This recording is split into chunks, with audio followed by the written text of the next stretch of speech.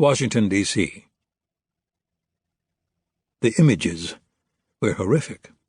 A man's legs, brown skin sloughed off, exposing the yellow-red meat underneath. A layer of jet fuel burning on top of the ocean, charring a chunk of bone. Worst of all, bits of a stuffed toy, blood smearing its white fur. The first reports of an explosion in Mumbai showed up on Twitter 90 seconds after the jet was hit. A half hour later, 12:30 a.m. in India, 2 p.m. in Washington, the Associated Press and Reuters confirmed a plane crash. The Indian Navy had sent ships to search the waters west of the city, Reuters said. 2 hours later, a bleary-eyed spokesman for the Indian Ministry of Civil Aviation identified the jet as a United Airlines flight bound for Newark. The situation is difficult. At this point, we cannot expect survivors. Almost immediately, Reuters broke the news that the jet's captain had reported missiles in the air seconds before the plane exploded. Then, an Indian news agency reported that airport authorities had surveillance video that showed a missile striking the jet. By 8 p.m. Eastern, CNN and Fox and everyone else had the video. The anchors murmured somberly, "Disturbing. We want to warn you so you can have your children leave the room." The video was silent, not even a minute long. The camera was fixed and faced west from the airport's control tower. It didn't capture the actual launch. The missiles were already airborne when they entered the frame.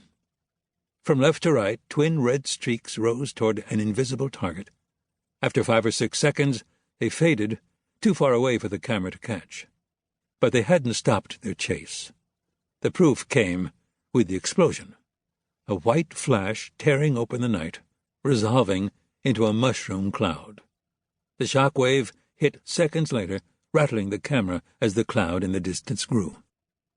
"Horror in the skies," the crawl under the video said, and this time CNN wasn't exaggerating. India's Navy would call off its search by morning. No one could have survived. The inevitable next act would be assigning blame. The video ended. CNN cut to a serious-looking man in a gray suit with a white shirt, Fred Yount, terrorism analyst at Rand Institute. John Wells flicked off the screen before he had to hear Yount. A man squeezed a trigger in the dark. A few seconds later, almost 300 people were dead. Whatever Yount had to say wouldn't change those bare facts. Wells had quit the Central Intelligence Agency years before, but he'd never escaped the secret world. He knew now he never would. He felt like a swimmer fighting a whirlpool. He was strong enough to avoid being sucked down, but not to reach land. He could only tread water, knowing that one day his body would fail. He was in his early 40s, but his chin was still sturdy, his shoulders thick with muscle. Only the patches of gray hair at his temples and the permanent wariness in his brown eyes betrayed his age and his too close acquaintance with the world's sins. Now he lay back on his bed, stared at the ceiling. He was in room 319 in the courtyard by Marriott, at the Washington Navy Yard, a hotel favored by Randy congressmen for its nearness to their offices. More than anything, Wells wanted to close his eyes, sleep. But he had a plane to catch in less than 4 hours. He had arrived in the United States only the night before. Now he was going back the way he'd come, over the Atlantic, bound for London and Zurich, to meet with a man who didn't much want to see him. Then, maybe, to Mumbai. Wells understood. He didn't want to see himself either. Not at the moment.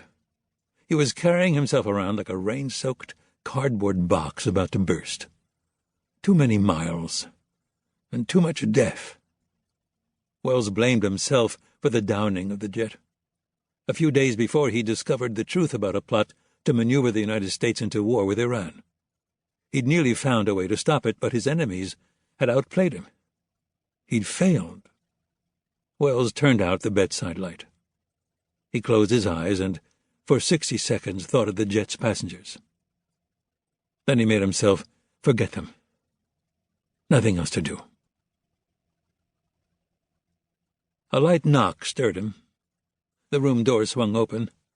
"Nice OPSEC," Ellis Shafer's gravelly, mumbly voice. The lights flicked on. If it came to that, I could kill you in my sleep, Ellis. Hitting you hard? I'm all right. Wells pushed himself up. Of course you are. Shafer sat on the bed next to Wells. They probably didn't even know what hit them. Except the captain, obviously. You should be a grief counselor. Should I tell you they're in heaven, with 72 million virgins each? Ellis, too soon?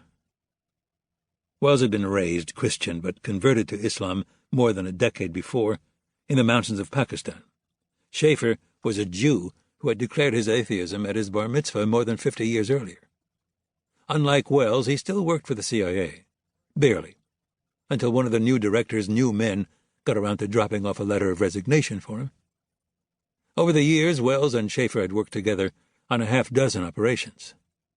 But they had never faced a mission as tricky as this one.